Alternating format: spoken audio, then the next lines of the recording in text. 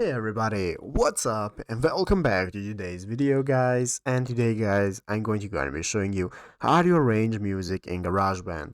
This is a very simple thing to do, so make sure to watch this quick and easy video till the very end, follow my steps correctly so you can make sure this works the same for you and you can do this yourself. But yeah guys, let's get straight into it. So the first thing you want to do is to go ahead and open up the official GarageBand application on your mobile phone if you've not already. If you do not have the application, just go to the App Store and download it, and after opening it up you'll be greeted by this main page right here, which is the home page where you can find all the instruments you can play, you have your audio record and so on.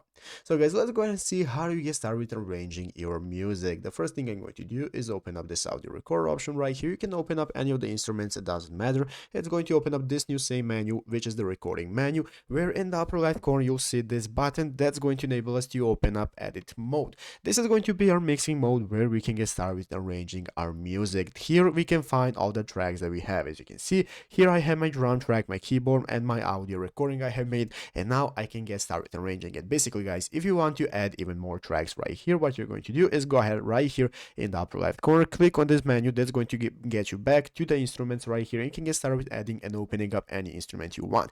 Get started with recording your instruments, and once you have recorded them, they're going to appear in the edit menu right here, and now you can get started arranging them. So you can go ahead and put them wherever you want, you can drag them together, you can go ahead and separate them, do whatever you might want to do to get your desired track, and this is how you can get started with arranging your music.